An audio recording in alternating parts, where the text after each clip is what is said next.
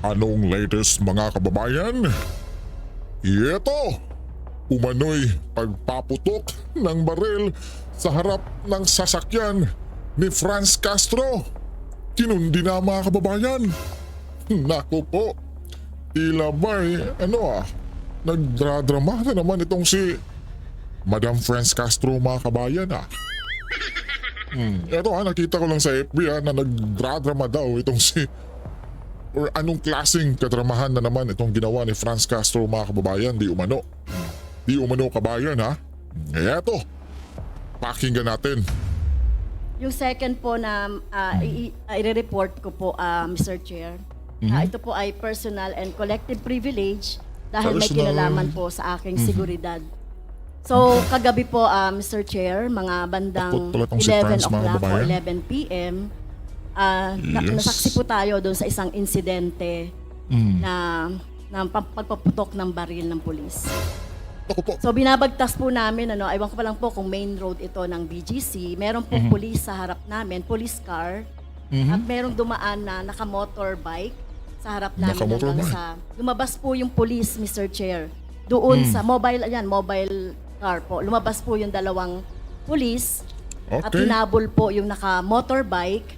At yung pong naka-motorbike ay dumaan sa harap namin hanggang doon pumunta sa likod.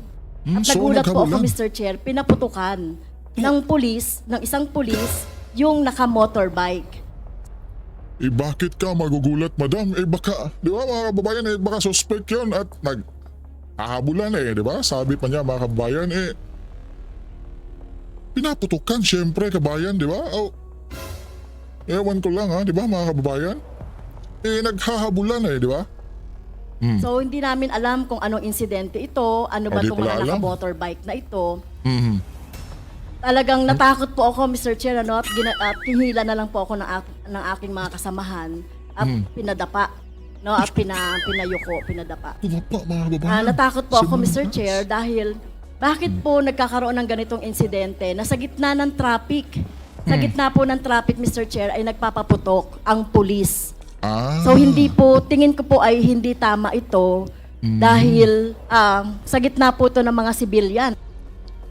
Yun na nga mga kababayan, huwag na kasi kayong magpaputok mga sir. Di ba kahit pinaputok na kayo ng mga hinahabol yung suspect o criminal na yan, huwag kayong gagante. Kasi andyan si Madam Franz baka matamaan. Di ba po? At traffic po ito at maraming marami pong sasakyan. At in fairness mga kababayan, may point din. Baka yung concern ata ni Congressman Franz Castro is yung may matamaan ng ligaw na bala. Which is okay din. At baka matamaan din siya, di ba po? Kasi andun siya sa nangyaring yan, kabayan, di ba?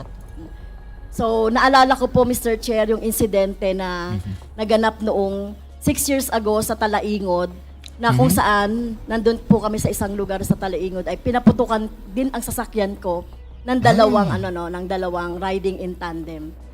Kaya po sana po ay magkaroon tayo ng report lalong-lalo na po dito sa station ng police na sumasakop po sa BGC. Kung ito po ba ay BGC, legitimate mga kababayan, na nangyari. operation. Pero hindi po dapat nagpapaputok sa harap ng mga sibilyan. Alam ba nila na nandoon po ako? Akala ko mga kababayan na sasabihin niya na huwag kayong magpaputok dahil nasa harapan niyo ako. Ganun Sa gitna po nagpaputok. Hinabol sa likod.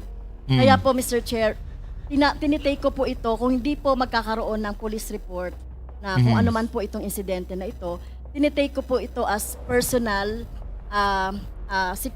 threat sa aking seguridad. Tama yan. Dahil Madam alam niyo Franz. naman po, Mr. Chair, 'di ba? Minsan na po akong pinagbantaan ng dating presidente Duterte at sa araw-araw na pagsasalita din ng Vice President Sara Duterte ay sinisingle out. Kaya po, Mr. Chair, gusto ko po sana na magkaroon na ng full incident report or police Full report sa incident nangyari report. Tama ka. kahapon doon Naku sa po. BGC. At Nako po, mga kababayan, lagot kayo ngayon sir, amang pulis. Full police report yung kinakailangan ni Madam France dahil mantakin mo kasi kabayan Mga sir, nasa harapan kasi, di ba? Si Madam France. Maituring po ito na makonsider itong serious. Serious Dahil talaga? siguro tayo po, ako tinitignan ko rin ito na may kinalaman sa aking trabaho. Dahil alam niyo naman po, ako yung very vocal dun sa pagsasalita sa mga committee, sa Quadcom, sa Good Government. Kaya po sana po ay mapatawag natin ang station commander, i-report itong insidente na ito, at yung dalawang pulis, yung isa doon ay nagpaputok. So hindi dapat nangyayari yan, lalong-lalo na sa gitna ng mga civilian, Mr. Chair. Okay, we take note of Okay. the manifestation of Congresswoman Franz Castro. Nandito naman po ang ating mga kawani ng Philippine National Police, ang office ng CIDG. So please, who is representing CIDG here now? The NPNP? May I know, Colonel, what is your name? Yes, sir, Mr. Chair. I'm Police Colonel David Oklay of the CIDG, the Deputy Director for Operation. And I Okay. represent Police Brigadier General Torres. Okay, thank you, Colonel. Colonel, Thank you, sir.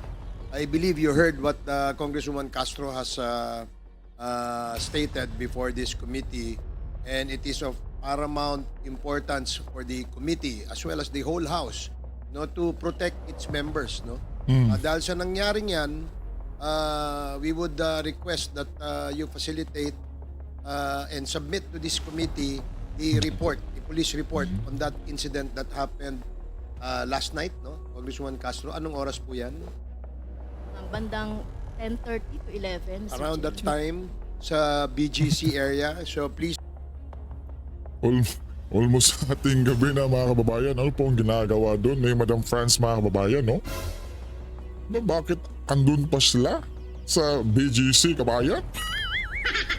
Anong ginagawa nila doon? Nagrarally pa din ba po mga kabayan? Hindi ba po? Naku po.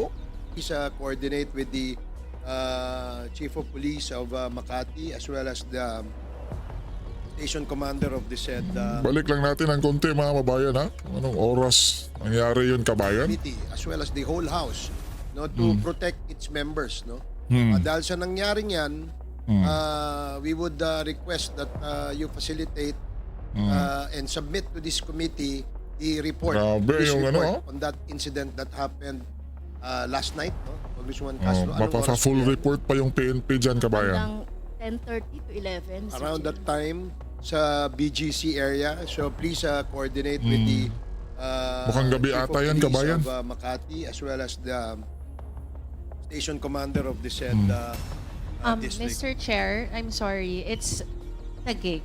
Oh, okay. Taguig. I'm sorry, it's Taguig. Correction. It's in the city of Taguig. Okay. So Thank you. PNP, please take note of that and submit the report to this committee. So now we will now proceed with